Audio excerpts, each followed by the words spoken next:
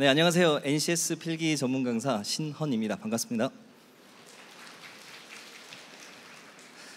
그 이전 무대에 비해서 조금 혼자 이렇게 딱 서려니까 좀 외롭고 떨리네요. 저도 대담 형식으로 토크 콘서트로 했으면 더 집중도 잘 되고 즐거워하실 텐데라는 생각도 들고요. 그래서 혼자지만 좀 꽉 찬 무대로 만들어 보겠습니다. 자, 제가 준비한 거는 이제 NCS 필기 대비 전략, 어떻게 하면 짧은 시간에 효율적으로 준비할 수 있을까, 그리고 플러스 NCS 공부할 때 꼭 알아둬야 될 기본적인 이론들. 근데 그 중에서도 이제 여러분이 가장 어려워하는 이제 수리 파트에서 분수 비교하는 것들, 뭐 곱셈 비교하는 것들 다뤄보도록 하겠습니다. 자, 그러면 시작하겠습니다. 자, 오늘 순서는 강사 소개하고요, NCS 소개, 그리고 NCS 대비 전략, 그리고 예시 문제 풀도록 할게요. 자, 저에 대한 소개는 짧게 제일 첫 번째 줄 보시면 자료 해석의 신, 자료 해석의 헌이, 그래서 제가 신헌이에요. 신헌. 네. 그리고 이메일 newpsetncs@gmail.com으로 궁금한 사항 있으시면 질문해 주시면 언제든지 친절하게 답변해 드리겠습니다. 문제에 대한 질문도 좋고요, 진로에 대한 고민, 그리고 학습 계획에 대한 고민 다 좋습니다. 그리고 제가 작년에 이 무대에 섰었는데 올해도 이제 초청해 주셔가지고 영광이고, 그래도 여전히 떨리기는 하네요. 그리고 그리고 작년보다 훨씬 많이 오셨어요. 제가 체감되는 게, 오늘 제가 오전에 그 직업기초능력 문제풀이 A관에서 2번 하고 갔거든요. 근데 정말 고등학생들 교복 입고도 많이 와 있고, 제가 첫 번째 수업했을 때 15문제 중에서 그 한 여학생이 와서 자기가 11문제 풀었는데 10개를 맞췄대요. 근데 못 푼 문제 4개가 다 이제 수리 계산 쪽에 안 풀었다고 하는데, 그 학생이 이제 고등학교 막 졸업했다고 하더라고요. 그래서 되게 대견하더라고요. 그 자기가 푼 부분에 대해서는 굉장히 정답률이 높았고, 이제 수리 파트도 공부하면 강의를 들으면 도움이 될까요? 라고 질문을 하고 가셨는데, 그 바로 앞에 질문하신 분이 저한테 이제 음료수를 딱 사다 주시면서 작년에 제 수업 듣고 필기 NCS 다 합격했었다고, 그전에는 굉장히 점수가 안 나와가지고 한강으로 갈 각이었는데 감사드린다고 이제 음료수를 사갖고 오셨어요. 근데 이제 올해는 이제 최종까지 합격하시기 바라겠다고 제가 덕담해드렸어요. 그러니까 이 열기가 굉장하다는 게 체감이 됩니다. 그래서 작년에는 제가 대략 한 150분 정도 앉아 계셨던 것 같아가지고 그 강의 내용 중에서 필기하기 어려운 부분을 제가 200부를 준비했거든요. 그랬는데도 좀 부족한 것 같아요. 그렇지만 혹시 내용이 필요하시면 저한테 메일 주세요. 그러면 제가 오늘 PPT 내용을 이메일로 전달해 드리겠습니다. 못 받으신 분들. 자, 그러면 나머지 이제 강사 소개는 생략할게요. 읽어 주시고요. 자, 그다음에 이제 NCS에 대한 이야기를 들어가 보겠습니다. NCS는 뭐의 약자죠? 모르시면 저기 컨닝하시면 돼요. N은 National, 그다음에 C는 Competency, 그다음 S는 Standards예요. 그러니까 국가에서 뭔가 표준화를 시킨 건데, 그죠? National이 들어가 있고 Standards가 들어가 있으니까 국가에서 뭔가 표준화 시킨 건데, 무엇을 표준화 시켰냐는 것은 Competency죠. Competency는 역량, 능력 이런 건데, 좀 더 구체적으로 말씀드리면 이제 직무 능력. 그래서 직무를 수행하는데 필요한 능력을 국가에서 체계적으로 표준화 시켜줬다라고 이해하시면 되겠고요. 그럼 그 능력에 이제 뭐가 있냐? 이제 구체적으로 10가지 영역이 있어요. 그래서 그거를 모듈이라고 부르는데 10가지의 유닛 또는 모듈로 구성되어 있습니다. 바로 가볼게요. 그러면 10가지가 뭔지. 자, 일단 제가 하나씩 띄워드릴게요.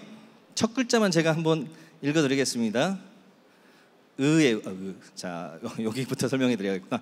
일단 직업기초능력평가하고요, 2가지로 크게 구분할 수 있는데 직무수행 능력평가로 구분할 수 있습니다.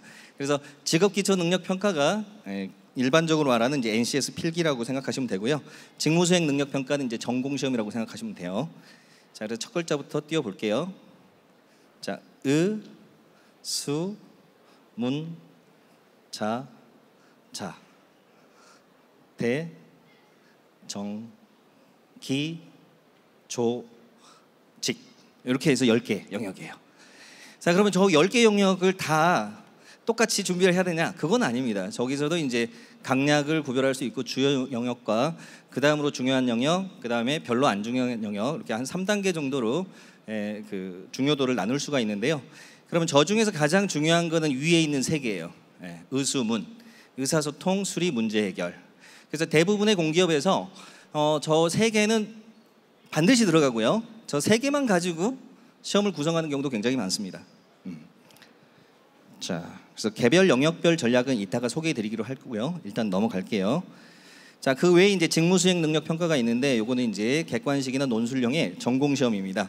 그래서 이게 통합해서 직업기초랑 함께 보는 경우도 있고 기업마다 예를 들어서 뭐 코레일이 이제 올해부터는 이제 직무수행 능력 평가 즉 전공이 들어와요. 그래서 직업기초 25문제, 직무수행 25문제 이렇게 구성이 되고요. 현재 이제 LH 같은 경우에도 직무수행 능력 평가가 20문제가 포함되어 있어요. 또는 이제 기업에 따라서는 단계별로 직업 기초를 한번 보고 합격자를 대상으로 직무수행을 본다든지 이렇게 단계적으로 가는 경우도 있습니다. 자, 그럼 이 중에서 이제 중요한 영역들을 다시 또 추려볼게요. 자, 핵심 영역, 저 빨간색으로 표시된 부분인데 의수문, 저게 약간 이제 3대장이라고 생각하면 돼요. 그 피셋 들어보셨어요? 피셋? PSAT도 3과목이 있거든요. 그래서 언어 논리, 자료 해석, 상황 판단 3과목인데 그게 이제 NCS에서 3대 영역하고 거의 유사한 구조예요. 그래서 의사소통 하면은 이제 언어 시험이라고 생각하시면 돼요. 언어 시험. 그래서 기본적으로 독해 능력 보고 그다음에 이제 조금 더 디테일하게 나온다면은 이제 문법도 나오고 어휘도 나오고 합니다. 근데 기본적으로는 독해다라고 생각하시면 돼요. 자, 그다음에 이제 수리 능력은 말 그대로 수를 다루는 거예요. 근데 수학 시험은 아닙니다. 그러니까 여러분이 수학을 못 하시는 분들이 좀 두려움을 갖고 있는 게 나는 수학을 못 하니까 NCS 필기 통과하기가 어려울 거야 라고 생각하시는데요. 수학은 아니에요. 산수야, 산수. 산수 플러스 독해. 그러니까 표 그래프를 정확히 읽고 필요한 부분에 산수만 해주면 됩니다 라고 기본적으로 생각하세요. 물론 중학교 수준 정도의 산수 수학은 필요하죠. 예를 들어서 뭐 연립방정식 정도 풀고 뭐 비례식 이용해서 풀고 이런 건 필요해요. 그렇지만 뭐 삼각함수나 뭐 미분적분 이런 거 전혀 안 나오니까 걱정하지 마세요. 어려운 여러분이 봤던 고등학교 수준의 고차원적인 수학은 절대 안 물어봅니다. 그래서 혹시라도 난 수학이 너무 약해 그러면 초등학교 통합교과로 나온 수학책 정도만 빨리 보시거나 아니면 중학교 수준의 수학책 한번 보시면 그 정도면 충분하고요. 그리고 뭐 시중에 나와 있는 NCS 대비 교재들이나 피셋 대비 교재들 보면 뭐 그 정도 이론들은 다 포함해서 교재가 구성되어 있으니까 별도로 안 보셔도 되긴 합니다. 꼭 제 책을 사서 보시라는 이야기는 절대 아닙니다. 그냥 검색하시면 됩니다. 신원 검색하시면 뭐 디테일하게 말씀드리기가 좀 곤란하니까 아무튼 검색하시면 아마 조금 위에 랭킹이 되어 있어요. 제가 자랑을 하자면 제가 쓴 책이 작년에 이 대한민국 100대 도서 안에 들었어요. 그러니까 그러니까 저의 경쟁 상대는 이 수험사가 아니라 소설책이에요. 소설책. 소설책이나 뭐 다른. 네. 자, 자랑을 너무 많이 하는 것 같습니다. 자, 그 다음으로 중요한 영역이 이제 의사소통 수리 다음이 이제 문제 해결인데요. 문제 해결은 굉장히 추상적이죠. 개념 자체가. 문제를 해결하라.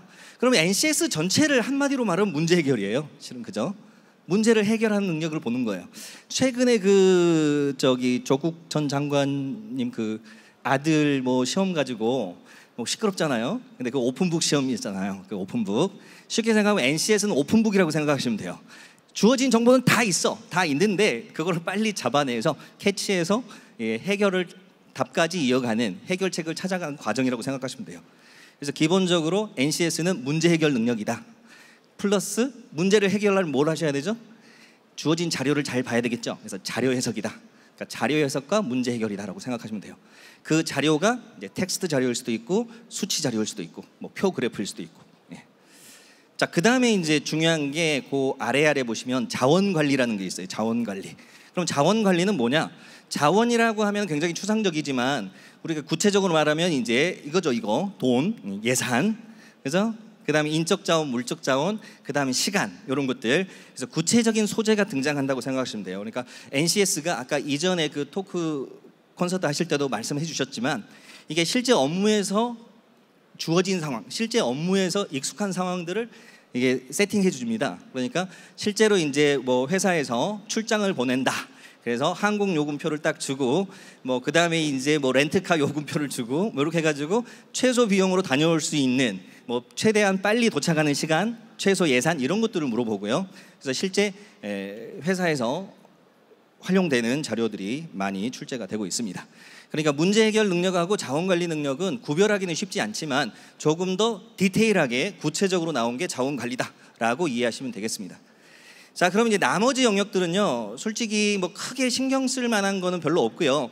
이제 그 기술직을 지원하신다 그러면 이제 저 중에서 이제 정보 능력이나 기술 능력 그런 쪽 전산직이나 기술 직렬 준비하시는 분들은 조금 신경 쓰셔야 돼요. 예, 그 정도고 이제 나머지 뭐 자기 개발, 대인 관계, 직업 윤리 이런 건 읽어보자마자 느낌이 오죠. 예, 그냥 상식적인 선에서 거의 인성 검사 수준이다 생각하시면 돼요. 그냥 편안하게 푸시면 됩니다. 그다음에 이제 조직 이해 능력 같은 경우는 조금 이제 조직학이나 경영학의 기본적인 상식이 최근에 이제 모듈형이 좀 비중이 높아지는 경우에 나올 수는 있어요.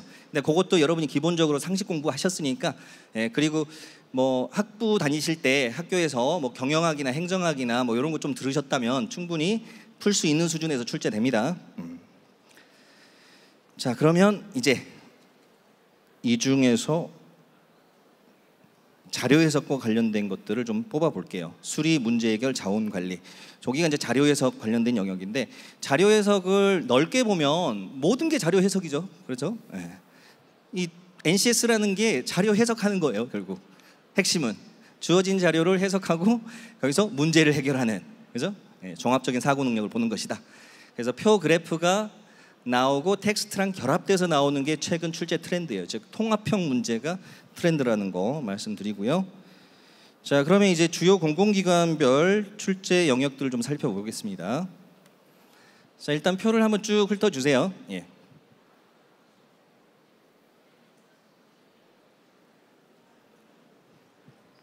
자, 일단 시간하고 문항을 한번 봅시다. 시간이 어때요? 대부분 60분에서 80분 그 정도 줍니다. 예.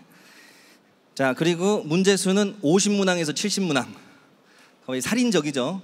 제가 아까 오전에 그 15문제를 15분 시간을 드렸거든요.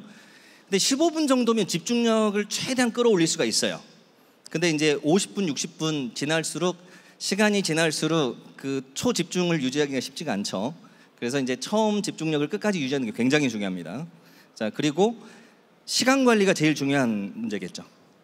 그러니까 시간을 무제한 주는 시험이라면 정말 모든 문제를 다 풀어야 되겠지만 이건 제한된 시간 내에 쉽게 말하면 가성비를 따지면서 문제를 풀어야 되는 거예요.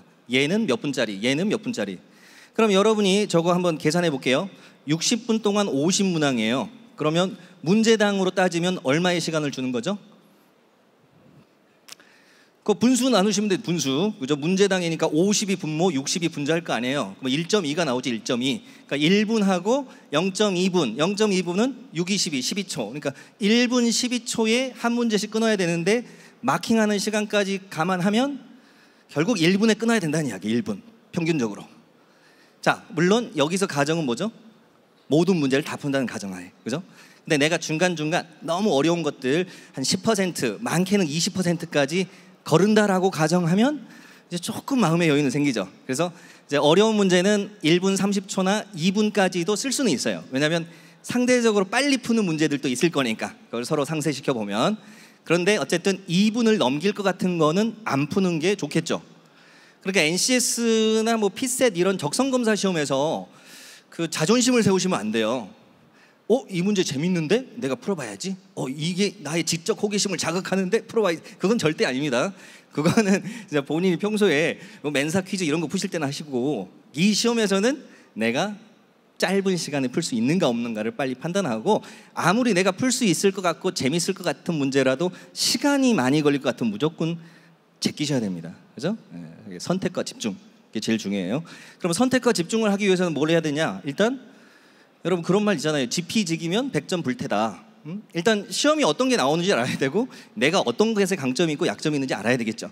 그래야 문제를 골라낼 수가 있겠죠. 그래서 기존에 나왔던 기출 문제들을 분석을 하시면서 본인의 이 능력치에 맞는 유형은 이거고 부족한 유형은 이거다라는 거를 구별을 하실 수 있어야 돼요. 그러기 위해서는 처음에 문제 푸실 때 그 분석표를 좀 만들어 보는 것도 굉장히 좋습니다. 그러니까 문제를 처음에는 시간을 재고 풀어보세요. 한 문제 한 문제 한 문제.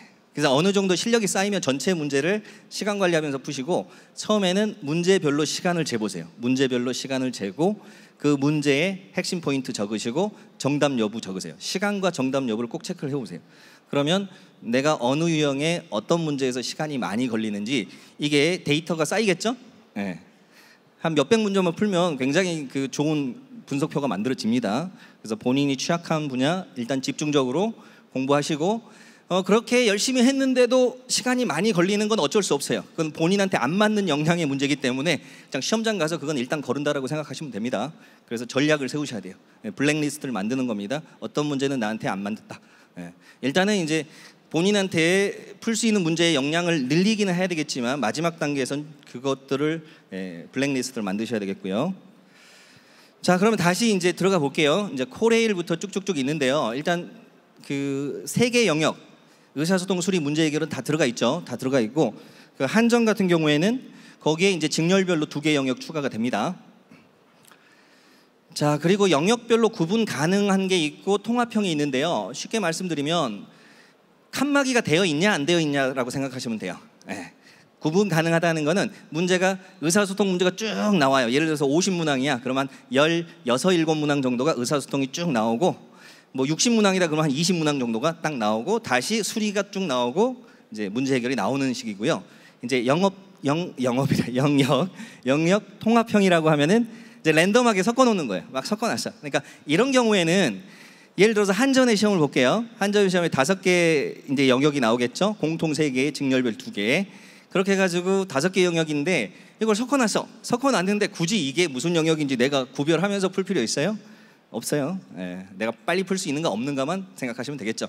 물론 공부하실 때는 영역별로 공부를 해야 되겠죠. 그래서 어떤 영역이 내가 강하고 약한 거를 알고 가야 되겠지만 시험 보실 때는 그걸 구별하실 필요도 없어요. 풀 수 있느냐 없느냐 그게 중요하다. 자, 그러면 이제 나머지 내용들은 여러분 보시면 될 것 같고요. 그 다음 슬라이드로 가볼게요. 자, 이제 크게 보면 이제 유형을 피셋형하고 모듈형으로 분류할 수가 있는데 피셋형이다 하면은 이제 PSAT라는 게 있어요. 피셋 줄여서 피셋. 뭐의 약자냐면 Public Service Aptitude Test예요. 공직 적성 검사, 적격성 검사라고 번역합니다. 그래서 그 현재 5급 공채,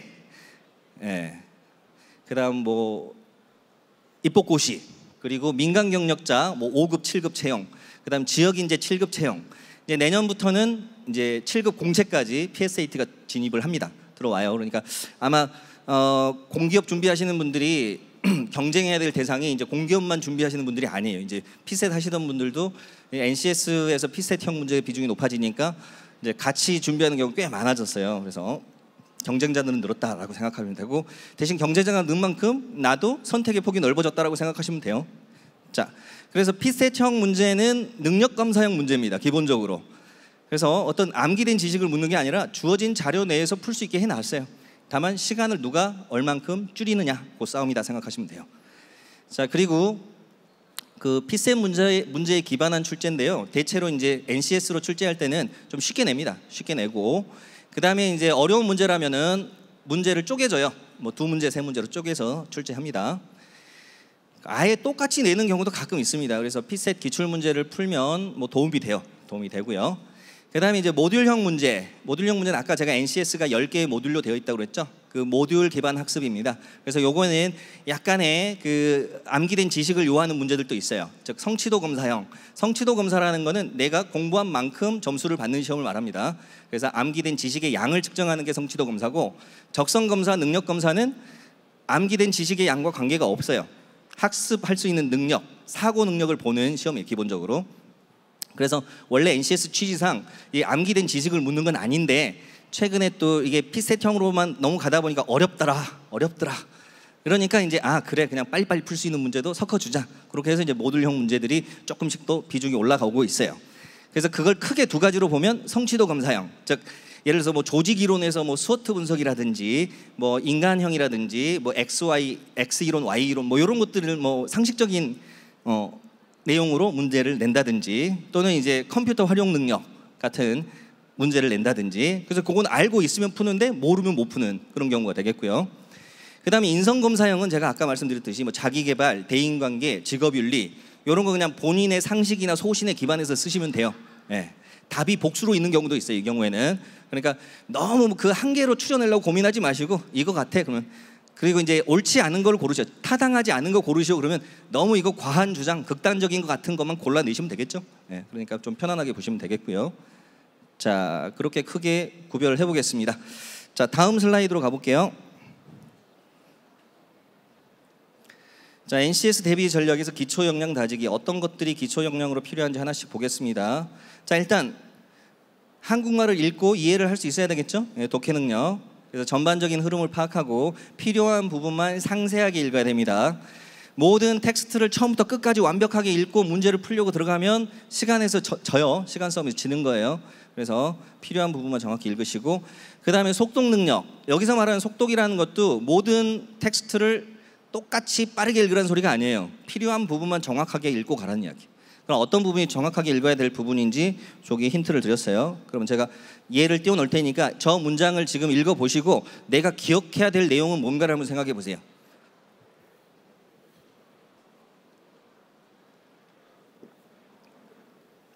자, 상황을 한번 가정해 봅시다. 지금 수리 문제 풀고 있어요. 수리 문제 푸는데 자료 해석. 자, 표가 있고요. 표 제목이 국내 거주 외국인 국적 분포 이렇게 돼 있어요. 표 제목이. 그래가지고 국적들이 쭉 있고 연도가 쭉 있어요. 자, 그 표 아래 보기 기억의 족에 있다고 가정해 봅시다. 자, 그럼 이제 저 기억 지문을 읽었어요. 읽고 나서 자, 다 기억해야지 하고 올라가다가 연도가 언제였지? 내려가다가 뭐 중국은 기억나겠지 당연히. 근데 뭐였지? 그다음 비중이었어? 인원수였어? 뭐 또 한번 봐야 된단 말이죠. 그러니까 왔다 갔다 하지 마시고 처음부터 정확하게 보고 올라가자는 의미예요. 그러면 저기서 이제 기억해야 될 것만 제가 빨간색으로 표시를 해볼게요. 자, 2010년 이후, 그죠? 기간은 꼭 봐야 되고요. 그 다음에 가끔 그런 분들이 있어요. 연도를 정확하게 안 보고 표가 2007년부터 있는데 막 2007년부터 보고 있어. 질문은 2010년 이후인데, 그러니까 이후라는 거는 그 연도를 포함한 그 이후예요. 포함하여 후예요. 그러니까 이후는 이상 이하하고 똑같은 논리로 가시면 돼요. 이자가 들어가면 포함이에요, 포함. 그래서 2010년부터 쫙쫙쫙쫙 보는 거고요. 그럼 중국의 비중이 주어가 되겠죠. 중국 비중. 어차피 국내 거주 외국이라는 거는 표 제목에 깔려 있는 거니까 당연히 이제 깔고 가는 거고, 그래서 중국 비중이래. 그러니까 여기서 또 중요한 건 비중입니다. 중국 국적자 수가 아니라, 인원 수가 아니라 비중이야. 그럼 비중하면 뭐가 떠올라야 되죠? 분수를 만들어야 되죠. 분수. 전체를 분모해 놓고 중국을 분자에 놔야 될 거 아니에요. 전체 그 외국인을 분모에 놔야 되겠네. 그러면 이제 분수를 계속 보면서 가야 되겠죠? 그때 이제 중요한 게 이제 분수를 내가 다 계산할 것이냐 아니면 어떤 패턴을 읽을 것인가, 그게 중요한데요. 그런 거는 실전 테크닉으로 이따가 말씀드리겠고요. 어쨌든 여기서는 중국 비중, 그다음 지속적 증가. 지속적도 놓치시면 안 돼요. 전 절대적인 표현들, 지속적. 그러면 한 번이라도 감소가 있으면 이건 틀린 게 돼요. 또는 같은 값을 보이면. 근데 가만히 생각해 보면 만약에 그 표가 2010년부터 한 2019년까지 있는 표라고 가정해 보세요. 그러면 어때요, 느낌이? 10년 동안의 데이터인데 설마라는 생각이 들죠. 설마. 그죠? 그래서 이 연도수가 많은 자료에서 지속적이라고 하면은 어떤 패턴이 쭉 이어지기가 확률적으로 굉장히 어렵거든요. 그러니까 의심을 하고 봐야 돼. 설마 하면서 그러면 감소를 찾아봐야지. 감소를 찾아보면 또 딱 보일 때가 있어요. 근데 이거를 증가를 확인하기 위해서 처음부터 쭉 보잖아요. 뭐 증가 이러 마지막에 감소야. 그러니까 풀긴 풀었는데 왠지 찜찜한 거예요. 그죠? 여기를 먼저 볼 걸. 감소를 먼저. 그래서 지속적이다, 연도 많다, 그럼 의심하고 오히려 발레를 찾아봐야 돼요. 감소를 찾아보려고 접근하셔야 됩니다. 자, 거의 뭐 찍어라 그러면 80%는 X라고 찍으시면 돼요. 저 지문은. 예. 자, 그리고 다음 가볼게요. 자, 자료 해석 능력. 예. 자료는 표나 그래프라고 생각하시면 돼요. 여기서는. 그래서 자료 구조에 대한 이해, 제목이나 단위, 표, 그림 항목, 각주 선지. 자, 이거를 다 이제 설명해 드리기에는 시간 제한이 좀 있기 때문에 일단은 그냥 빠르게 넘어갈게요. 자, 그 다음에 계산 능력. 계산은 최소화해야 됩니다. 가끔 이제 답답하신 분들 중에 자릿수가 7자리인데 그거 덧셈을 5개를 해야 되는데 그 7자리 덧셈을 5개를 다 하고 있어.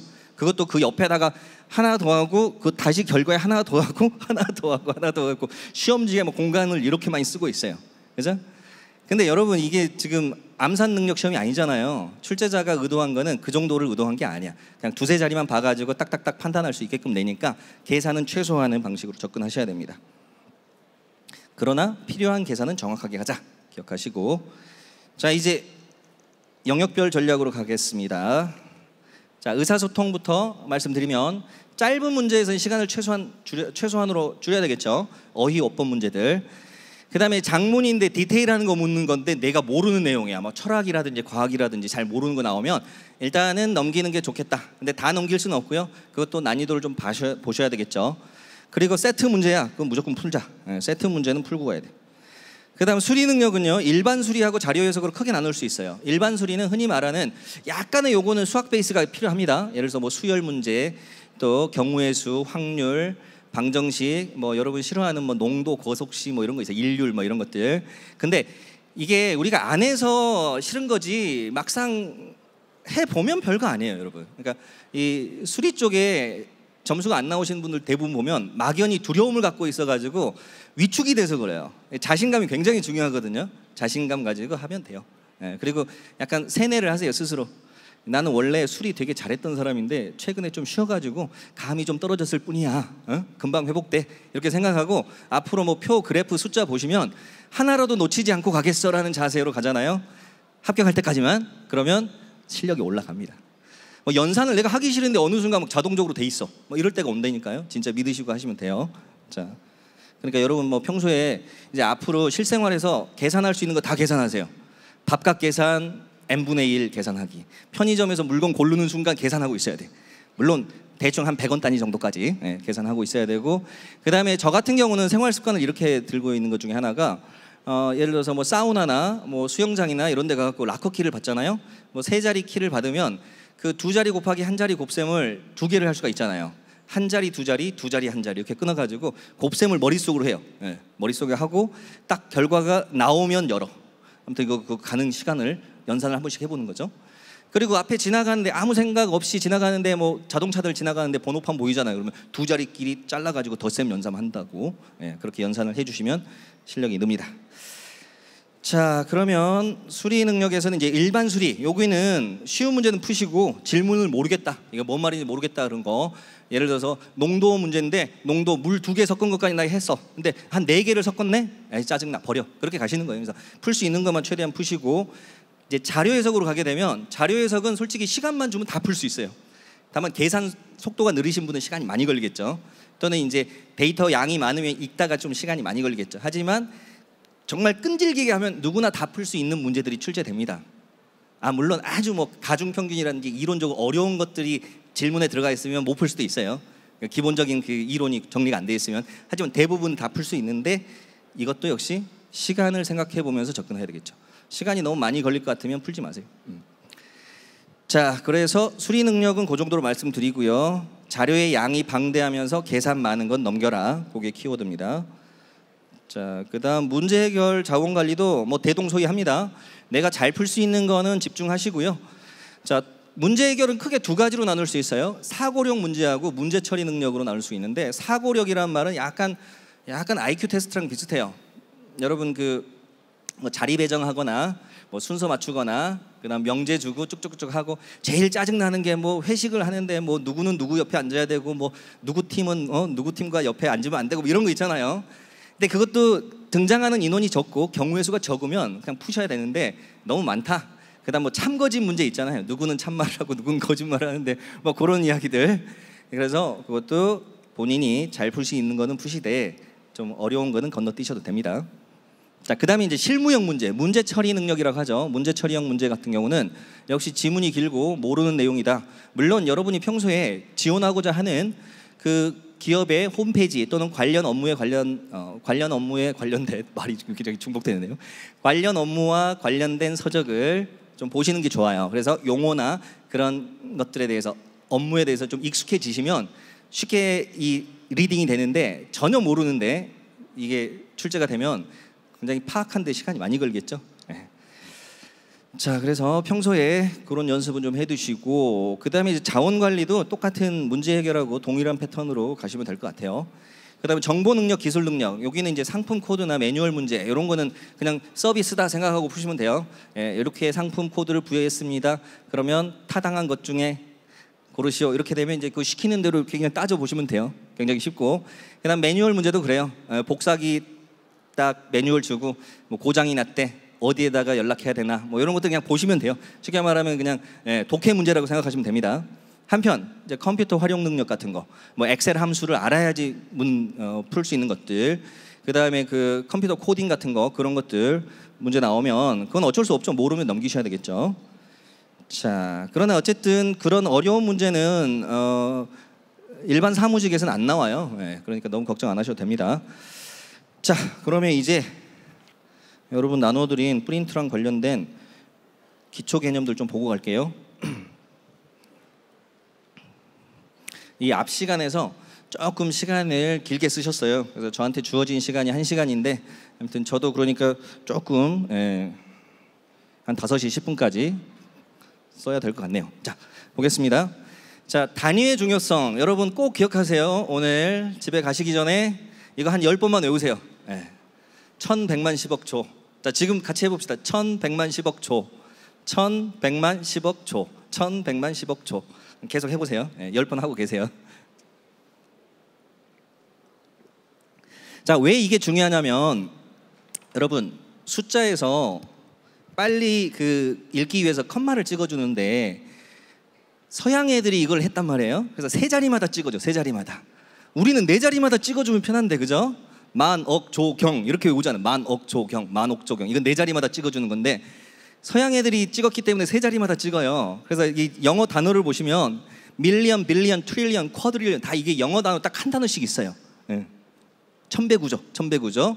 그래서 여러분 이제 통장을 딱 깠는데 자, 요런 금액이 찍혔어요. 자, 저게 얼마인지 파악하는데 1초도 안 걸려야 돼.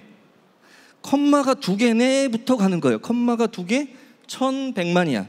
뒤에서부터 1100만. 300만 원 넘었네. 이렇게 딱 가는 거죠. 이해되시죠? 그러니까 뒤에서부터 일시, 백, 천만, 10만, 100만. 요거 안 돼. 그렇게 하면 안 돼요. 날세요. 자, 그러면 이제 하나 더 찍어 볼게요. 그럼 이거 얼마입니까? 라고 물어보면 1100만 10억. 그죠? 32억이네. 첫 자리가 10억 단위니까 저렇게 찍히면 좋겠죠. 가끔 저도 꿈을 꿉니다. 자, 이런 금액이 찍혔으면 하는. 예전에 돈을 갖고 튀어라는 영화에 보면 가끔 잘못 찍혀가지고 그 얼른 찾아가고 튀면 깡패들이 쫓아오고 하는 영화가 생각나네요. 자, 근데 여기서 하나 더 들어가 볼게요. 기본 단위를 1000원으로 줬어. 단위 봤더니 1000원이야. 이렇게 되면 또 달라지죠, 상황이. 이제 어떻게 되죠? 1000원을 디폴트로 깔아놨으니까 1100만 10억 조 이렇게 되는 거예요. 그러니까 3조 얼마 이렇게 가야 되겠죠. 이해 되셨죠? 왜 이게 필요한지. 그래서 자, 세 자리마다 있는 거 꼭 기억하세요. 자, 그러면 그 다음에는 이제 여러분 갖고 있는 프린트 내용이에요. 보겠습니다. 원래는 제가 그 앞부분까지 넣었는데 제 프로필 같은 게 들어간 거는 배부하면 안 된다고 그래가지고 앞장을 뗐어요. 그래서 좀 보기는 흉하죠. 앞장을 뗐는데 이해해 주시고요. 자, 유효 숫자라는 거 제가 아까도 언급했었어요. 7자리 자릿수에 덧셈 5개를 해야 돼. 그걸 시킨다고 시키는 대로 하는 분들이 있어요. 착하신 분들. 약간 모범생, 집에서도 부모님 말 잘 듣고 학교에서도 선생님 말 잘 듣고 그런 친구들이 굉장히 시키는 대로 고지식하게 풀어요. 근데 이 NCS나 PCS는 뭐냐면 약간 일머리가 있는 사람을 좋아해. 회사에서는 시킨다고 시키는 대로 하는 것보다는 물론 이제 기본적인 가이드는 지켜야 되겠지만 그 안에서 요령껏 자기가 뭐 일을 좀 빨리 처리할 수 있는 그런 일머리가 있는지를 보고 싶어 한다고요. 그러니까 이 문제에서 요구하는 수준의 계산만 하자라는 거예요. 그러면 이 자료를 보시고요. 제가 질문 한번 해볼게요. 지금 대졸자 수가 있고 전체 인구가 있잖아요. 그럼 대졸자 비율이 20% 이상이다. 한번 풀어보세요. 20% 이상이다. 대졸자가 20% 이상이냐?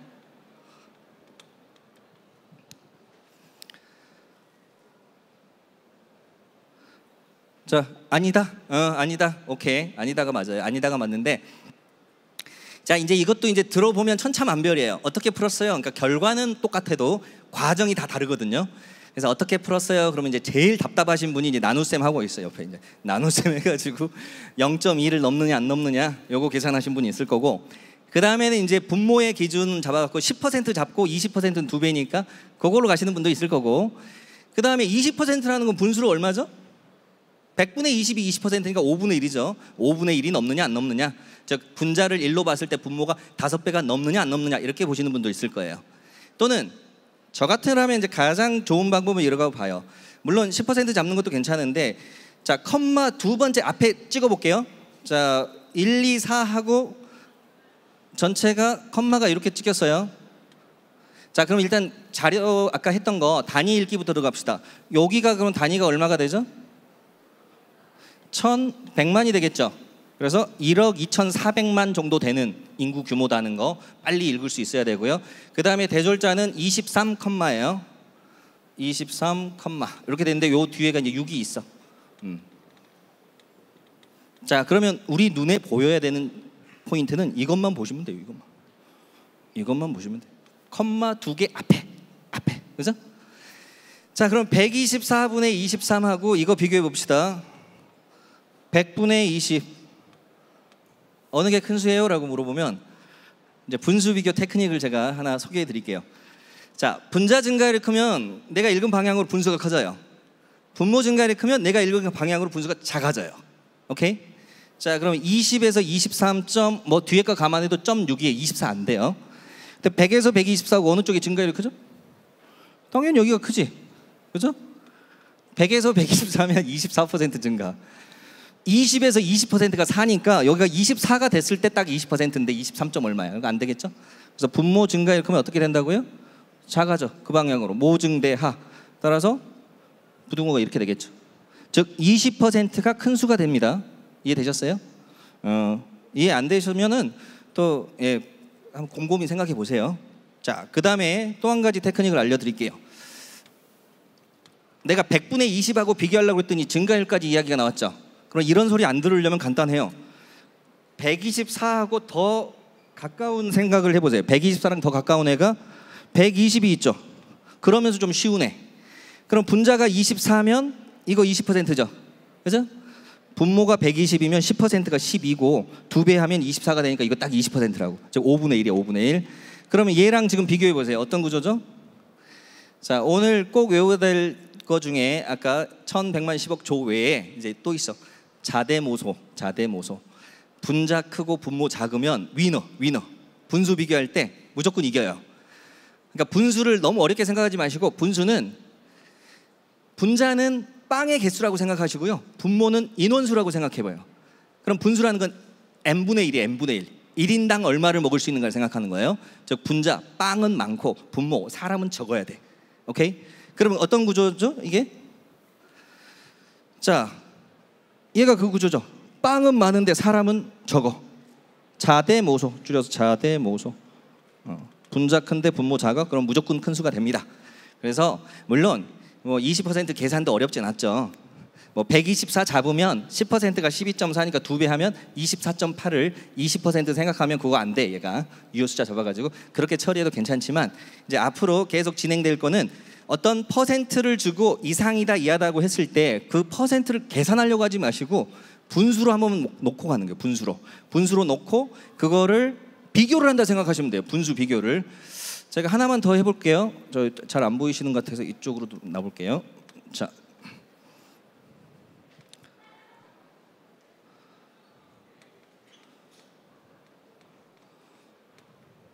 자, 225분의 137 이런 수가 있어요. 그럼 제가 질문해 볼게요. 65%를 넘을까요? 안 넘을까요? 이제 좀 짜증이 슬슬 나죠. 60%까지 내가 해보려고 했는데 계산 65%라면 이거 나눗셈 하는 거보다 어떻게 하지? 막 고민되죠. 곱셈으로 할까? 이제 일반적으로는 이 수에다가 이걸 곱해가지고 얘를 넘겨가지고 225에 65%를 계산하는 게 나눗셈 하는 건 빠르겠죠. 그런데 65%도 귀찮아요. 그러면은 얘를 분수로 바꿔요. 분수. 65%를 분수로 쓰면 자 퍼센트까지 이야기가 들어갑니다. 이러면 퍼센트는 뭐죠? 말 그대로 백분율이야. 퍼센트. 퍼센트. 우리가 흔히 쓰는 말인데 그 뜻을 모르고 쓰는 경우가 많은데 퍼는 뭐뭐 당이에요. 뭐뭐 당. 센트는 100개라는 뜻이에요. 100개. 퍼센트라는 건 100개당 몇 개냐 이런 말이에요. 퍼센트. 우리 머릿속에서 가장 받아들이기 편한 개념이 전체를 100개로 봤을 때 몇 개에 해당하는 이게 가장 편합니다. 자, 그래서 65%는 100개 중에서 65개란 이야기다라고 놓을게요. 자, 그러면은 얘가 지금 사이즈가 200대잖아요. 그럼 얘를 뭘로 바꿔주는 게 좋을까요? 분자 분모 2배 해도 같은 수겠죠? 200분의 130으로 나. 오케이. 자, 그러면 분모 쪽의 증가율, 분자 쪽의 증가율 비교합니다. 어느 쪽이 커요? 당연히 분모 쪽이 크죠. 응? 이게 당연히라는 말을 제가 하고 들어갔지만 아마 당연히가 왜 당연히인지 모르실 수도 있어요. 그럴 때는 기본적으로 10% 증가율부터 떠올려 보세요. 200에서 225면은 25가 커진 거야. 그러면 10%가 넘죠. 200의 10%는 20이니까 10%는 소수점을 하나 앞으로 당긴다고 생각하면 돼요. 네. 근데 분자 쪽에서는 130이니까 13만큼 커져야지 10% 증가인데 요거 7 커졌으니까 안 된다고요. 그죠? 그럼 분모 증가율이 크면 어떻게 되죠? 모증대야 그 방향으로 작아진다고 그랬어. 그래서 부등호가 이렇게 되겠죠.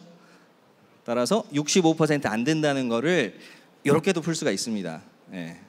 그래서 뭐 이런 것들은 이제 앞으로 뭐 훈련을 해두시면 훨씬 수리 파트 문제들 푸실 때 도움이 될 거예요. 자, 그러면 그 다음 페이지로 가볼게요. 어차피 제가 오늘 슬라이드 준비한 거 다 할 수 있다고 생각하진 않고 왔어요. 그래서 좀 빨리빨리 갈게요. 자, 이거 한번 이제 눈으로 풀어봅시다. 눈으로 가능할까요? 자, 제가 시간을 조금 드리겠습니다. 한번 보시고.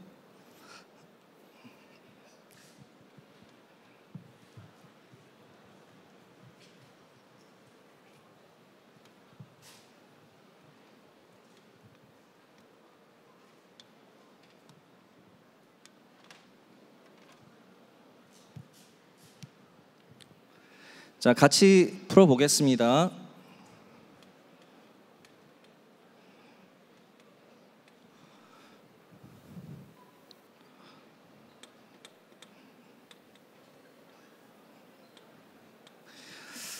자, 우리가 읽어야 될 수치가 3개입니다. 저 문제에서는. 그죠? 일단 장치 기계 종사 거기가 이제 남편에서는 16.4, 아내에서는 2.8이죠. 자, 그런데 각주를 보면 혼인한 부부가 최근 5년 이내 혼인 부부가 147만 2천상이래요. 2천상. 그러니까 만 단위로 쓰면 147.2가 되겠죠. 어차피 선지의 단위가 다 만 단위니까 이제 만 단위로 고정시켜 놓고 들어갈게요. 자, 그러면은 부부라는 거는 남편도 그만큼 있고 부인도 그만큼 있는 거예요. 부부니까 각각. 그럼 기준수가 똑같네. 그럼 이거를 이렇게 비율을 곱하고 이렇게 비율을 곱하고 따로따로 계산해서 더하는 순간 시간이 엄청 걸리겠죠. 그럼 어떻게 해야 되죠? 고정시켜 놔야지. 그러니까 얘가 A고 얘가 B고 얘가 C라면 우리 수학 시간에 배웠던 곱셈 배분 법칙. 자, A, B를 하고 A, C를 하는 건데 이거는 공통적인 건 묶어놓고 A는 묶어놓고 B 더하기 C를 먼저 해야 되겠죠? 오케이. 자, 그럼 비율을 합산하세요. 자, 합산할 때도 이제 덧셈 요령이 있는데 요런 애들 보면 좀 불쌍하다 생각해 줘야 돼. 대다 말았거든. 7, 8, 9로 끝나는 애들 있죠? 그런 애들은 그냥 뺏어서 메꿔준다 생각하면 쉬워요. 그럼 네가 0.2 줘버려. 그럼 얘가 3되고 얘가 16.2가 되겠죠? 응? 그러니까 줘버리는 거야. 그러니까 친구 돈 뺏어갔다. 그래서 합산해도 똑같아. 자, 그래서 19.2가 나옵니다. 합산하면. 그러면 이제 여기서부터는 제가 이제 슬라이드에 띄워놓을게요. 자, 이렇게 되겠죠? 19.2%를 계산해야 돼. 자, 그러면은 여러분 선지에서 어떤 거랑 제일 비슷할까요? 응? 28만, 그죠?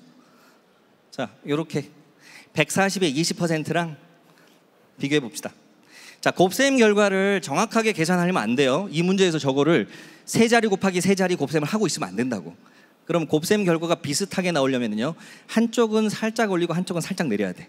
둘 다 올리면 둘 다 커져버리니까 안 되고, 하나를 올리면 하나를 내려야 돼. 그럼 여러분이 봤을 때 19.2를 살짝 올리고 147.2를 살짝 내리면 아주 보기 좋게 140에 20% 되겠죠. 그럼 28이야. 이렇게 하고 답은 이제 4번 쓰고 가면 되는데, 아까 말한 그 소심한 학생들, 모범생 스타일, 괜히 불안한 거야. 이렇게 대충 해도 될까? 이런 생각이 들어요. 그런데 우리가 비교 대상은 26만, 28만 뭐 이런 애들 사이의 비교기 때문에 저 정도면 충분합니다. 만약에 선택지가 좀 더 촘촘하게 구성이 되어 있다, 그러면 조금 찜찜할 수 있어요. 근데 지금 구조에서는 충분하고요. 그 다음에 이제 왜 저런 테크닉이 먹히느냐면,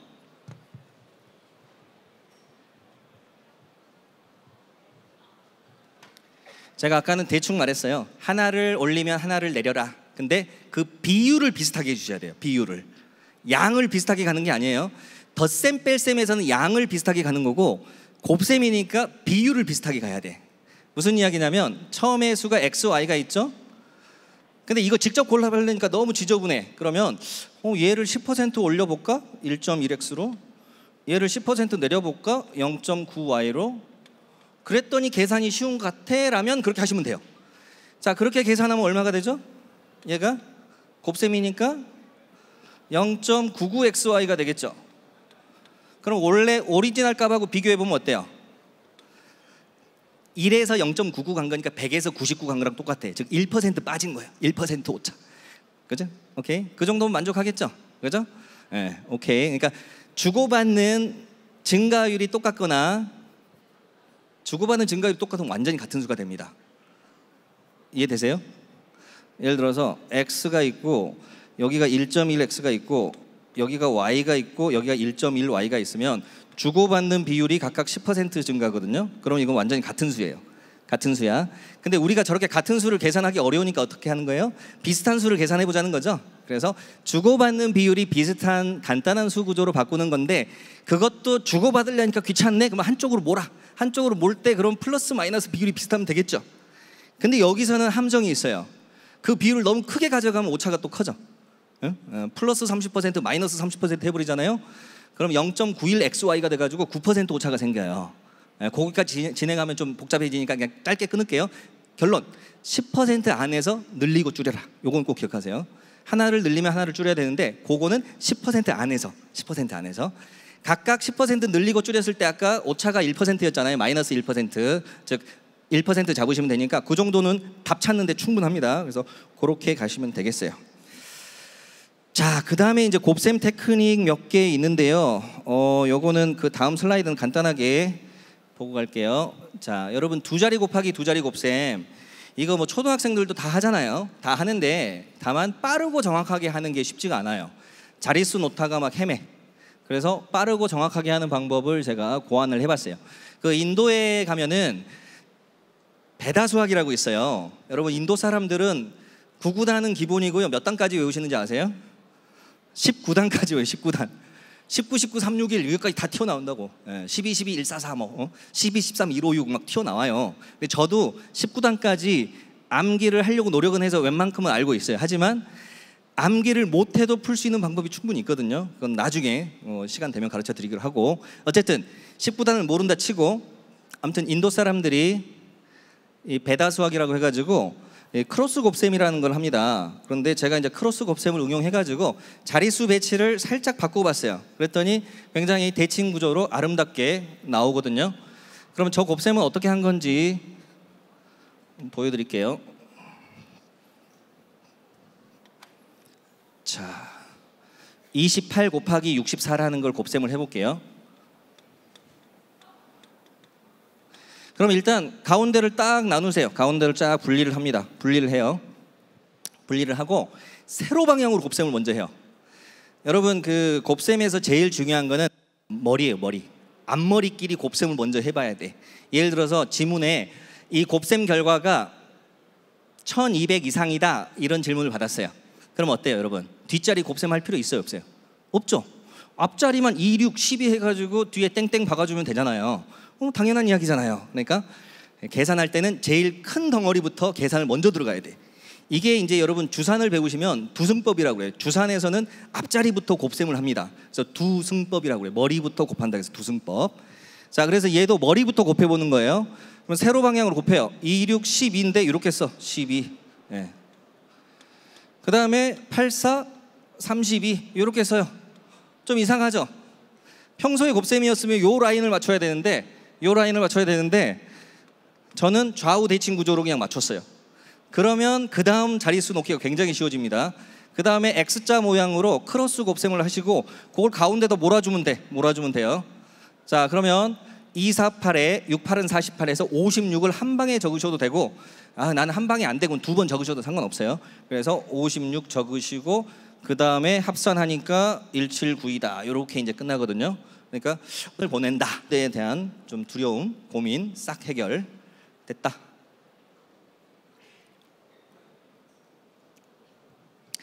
자, 그 다음 페이지로 가보시면 요걸 응용해가지고 이제 공짜 모양 곱셈이 있는데요. 요건 참고로 넘어가고요. 자, 하고 싶은 건 많은데 시간이 없으니까 그 다음 곱셈 비교 이것도 넘어가고요. 자, 분수 비교 이것도 넘어가고 실제 문제 푸는 거 한 2개 있거든요. 그거 풀고 끝내도록 하겠습니다. 예.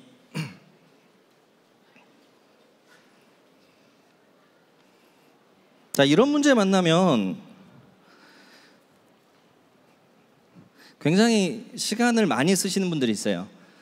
평균 계산이니까 평균을 너무 어렵게 생각하는 거예요.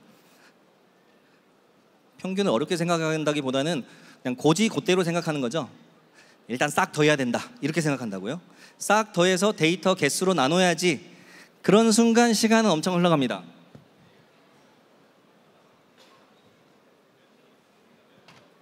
자, 일단 개념부터 잡고 갈게요. 자, 최빈값이라는 건 뭐죠?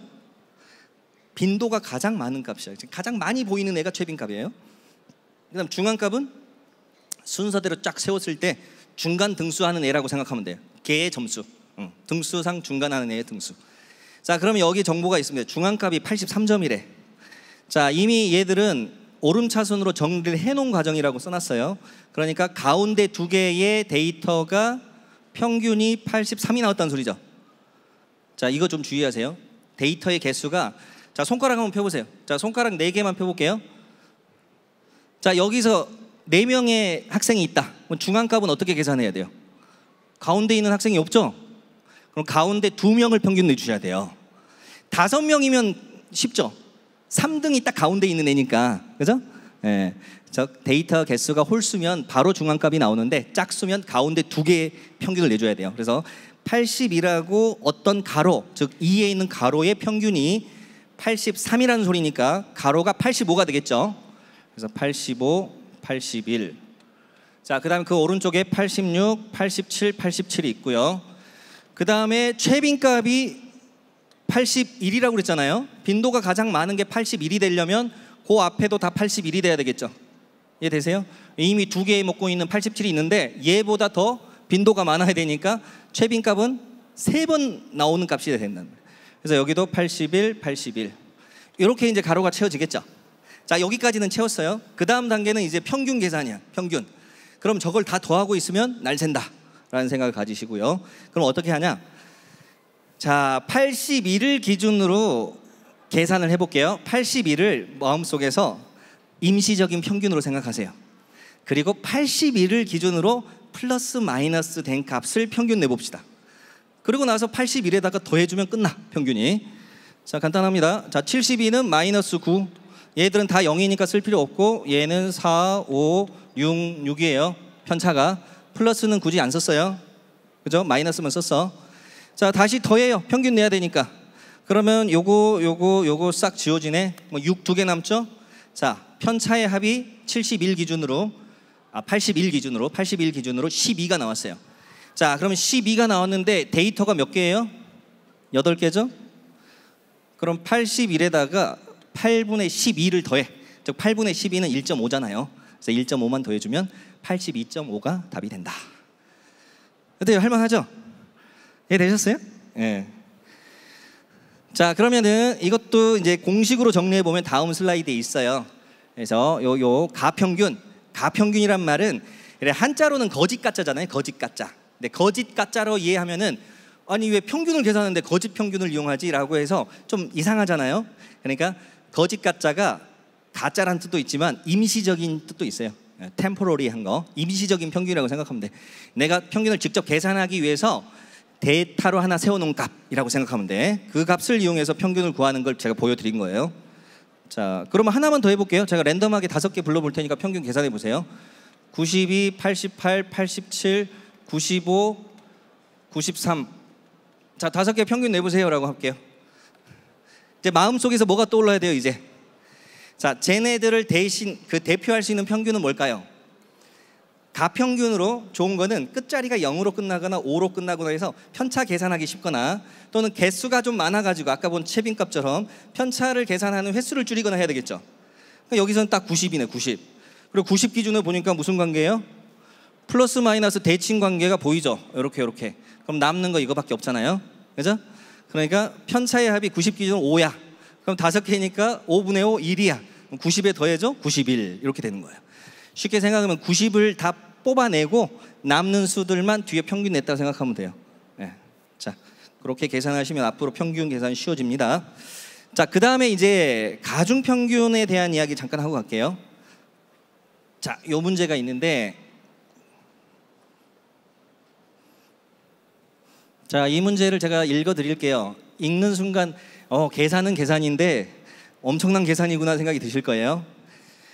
자, 영업팀하고 기획팀이 있는데 각각 평균이 85점, 73점이고요. 인원수가 각각 49점, 35명이에요. 49명, 35명. 전체 사원 평균 물어봅니다.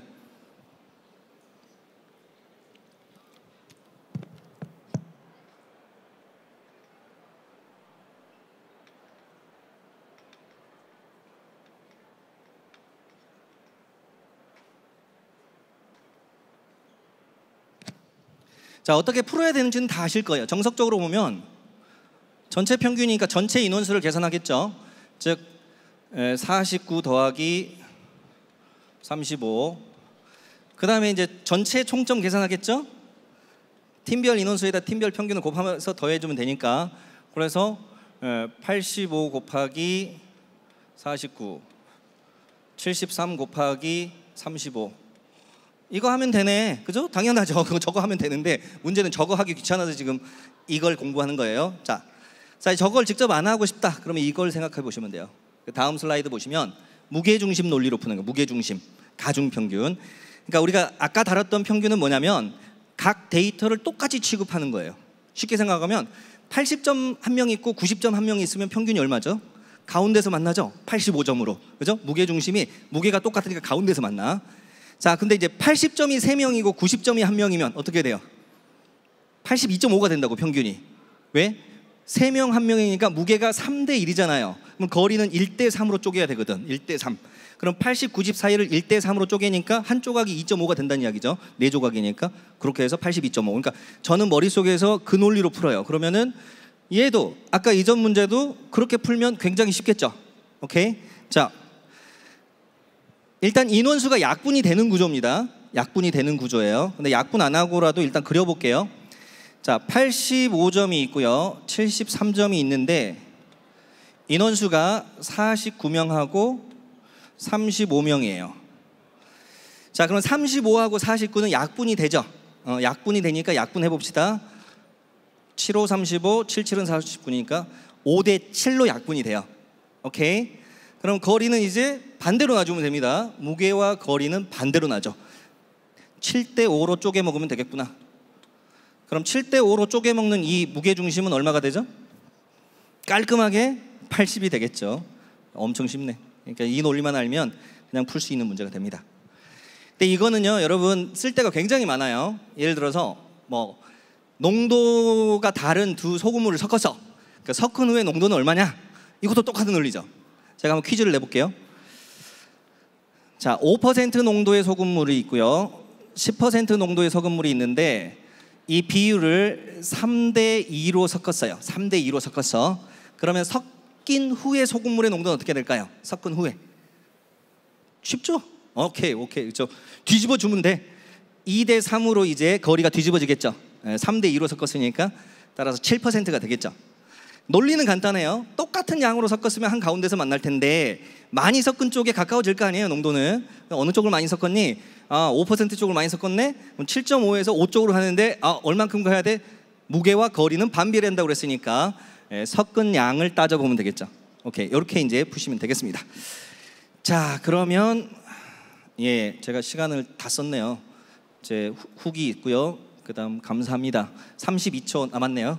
1시간 딱 정했는데, 그래서 뭐 더 많이 여러 가지 좀 전해드리고 싶었지만 제한된 시간 하에 또 여러분도 계속 수업 듣고 또 보시면서 힘드셨을 것 같아서 이만 마무리하겠습니다. 혹시 질문하실 거 있으신 분 남으셔서 질문하시고 가시면 될 것 같아요. 감사합니다. 합격하세요. 예.